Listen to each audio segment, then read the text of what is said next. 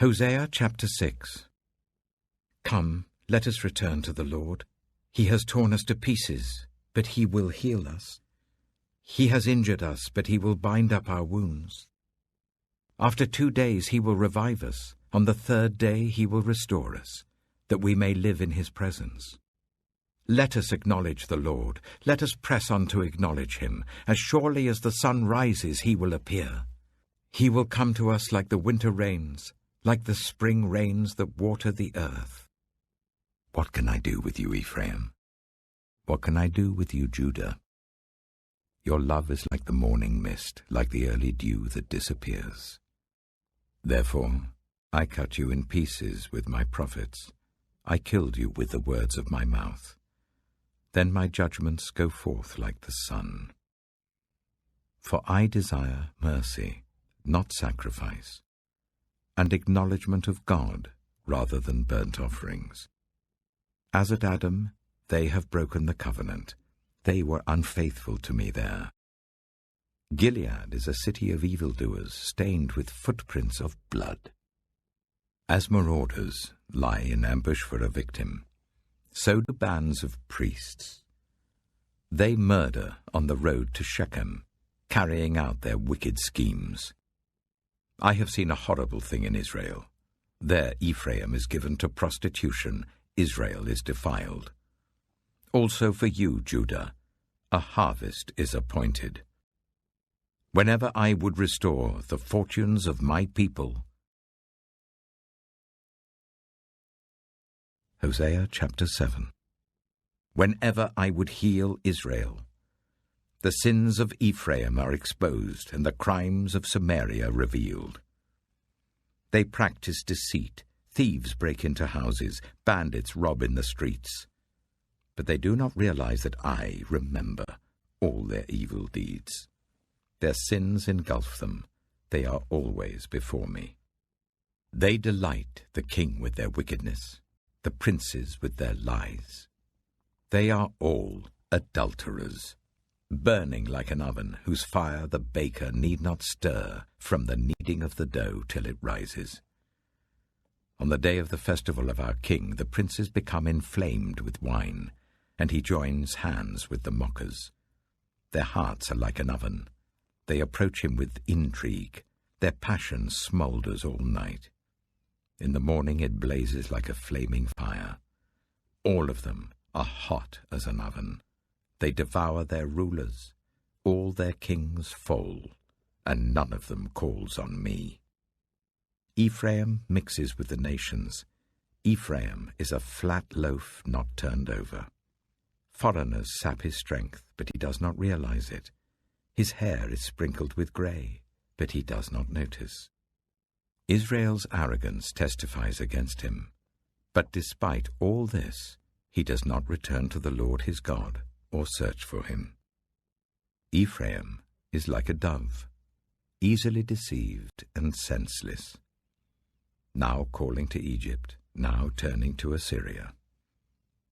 When they go, I will throw my net over them. I will pull them down like the birds in the sky. When I hear them flocking together, I will catch them. Woe to them because they have strayed from me. Destruction to them because they have rebelled against me. I long to redeem them, but they speak about me falsely. They do not cry out to me from their hearts, but wail on their beds. They slash themselves, appealing to their gods for grain and new wine, but they turn away from me. I trained them and strengthened their arms, but they plot evil against me. They do not turn to the Most High. They are like a faulty bow. Their leaders will fall by the sword because of their insolent words. For this they will be ridiculed in the land of Egypt.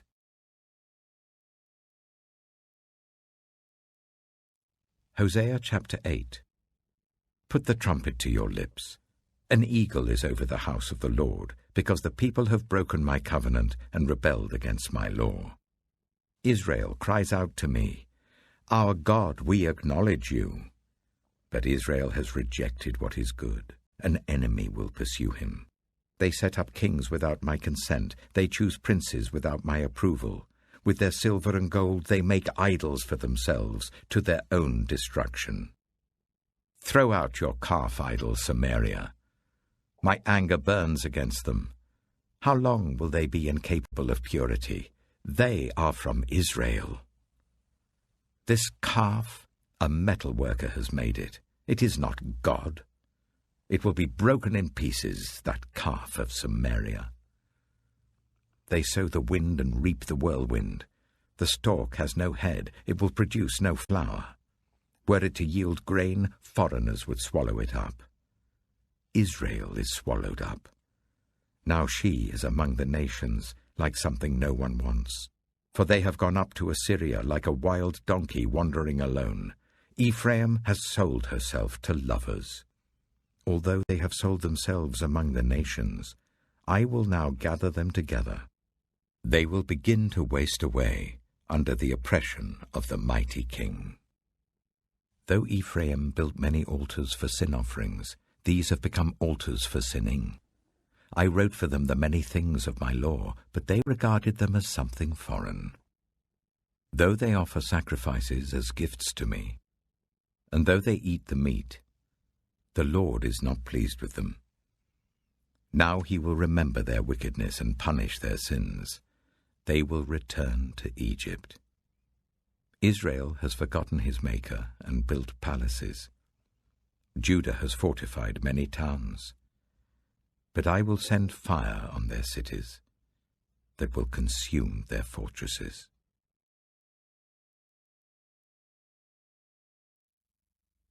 Psalm 133. How good and pleasant it is when God's people live together in unity. It is like precious oil poured on the head, running down on the beard, running down on Aaron's beard, down on the collar of his robe. It is as if the dew of Hermon were falling on Mount Zion, for there the Lord bestows his blessing, even life for evermore. Proverbs chapter 20. Wine is a mocker, and beer a brawler. Whoever is led astray by them is not wise. A king's wrath strikes terror like the roar of a lion. Those who anger him forfeit their lives. It is to one's honor to avoid strife, but every fool is quick to quarrel. Sluggards do not plough in season, so at harvest time they look but find nothing. The purposes of a person's heart are deep waters, but one who has insight draws them out. Many claim to have unfailing love, but a faithful person who can find? The righteous lead blameless lives. Blessed are their children after them. When a king sits on his throne to judge, he winnows out all evil with his eyes. Who can say, I have kept my heart pure, I am clean and without sin?